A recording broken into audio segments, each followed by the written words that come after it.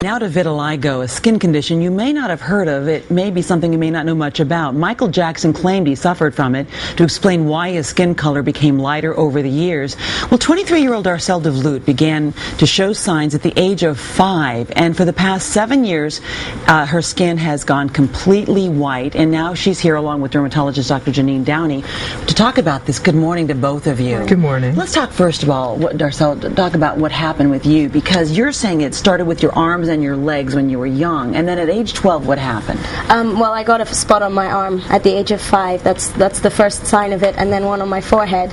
And from the ages of 5 to 12, it slowly was going through my arms and legs and on my torso. And then by the time I reached 12 years old, it just started spreading very rapidly onto my face, my neck and face. So during those years, when you're a preteen, a teenager, all of that was when it was all changing on your face. So that's very hard to deal with, to explain to people. Did people treat you badly as a result? I had a really strong, close-knit group of friends, and my mom was very, very strong as well. She really pushed me out there to do a lot of different activities.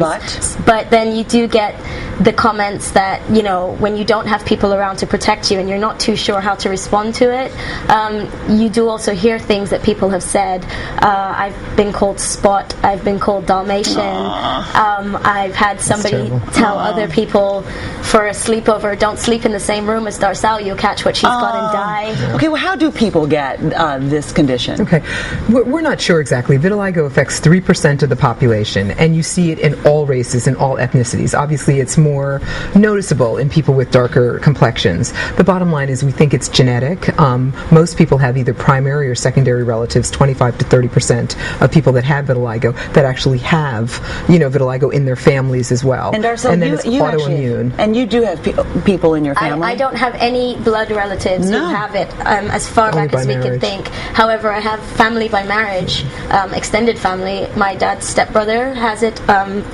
Basically the way I had it, half black, half white, all over, and then another distant family member has on her face. You mentioned this autoimmune issue. So what, besides the idea that your skin would change color, what would be the other negative effect? Well, for example, some people that have thyroid disease also will have vitiligo. Some people that have diabetes will also have vitiligo. Some people that have anemia will also have vitiligo. But is there any other secondary effect besides your skin changing color? Well, you're more sensitive to the sun, and so people with vitiligo tend to blister and burn more, and they can have more skin cancers. Okay, so that's a big issue, but anything else besides that? Well, it's disfiguring. People think that it's contagious. People make people feel badly about it, so it's very psychologically devastating. So you, having gone through all of this and being, I'm sure, a young woman who listened to Michael Jackson's did you feel that he had, did you have any, based on your experience, do you think that Michael Jackson did have this skin condition? At the time when I was living in Cyprus and I knew nobody with the condition, we didn't know what it was, we had no experience of it, and there was no one out there except for Michael Jackson who was saying that they had it, and in a way that sort of was a support from myself.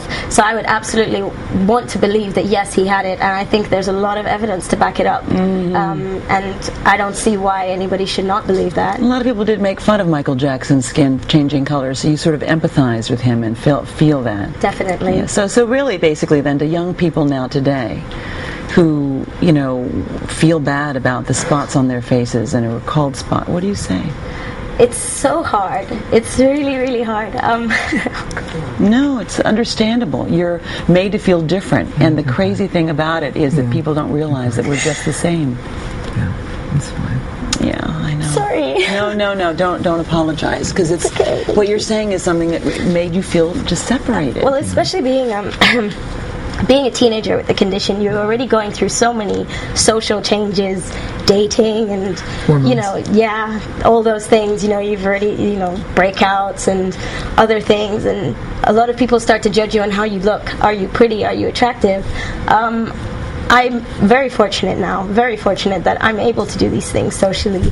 I still get people telling me things, but meeting other people with the condition, it just brings back those memories. So right now I really, really hope that by doing this, other people can see that it's just something that makes us look different. We're not different in any other way, and it's not contagious, it's not life-threatening, and it's so hard to go through something that's visual,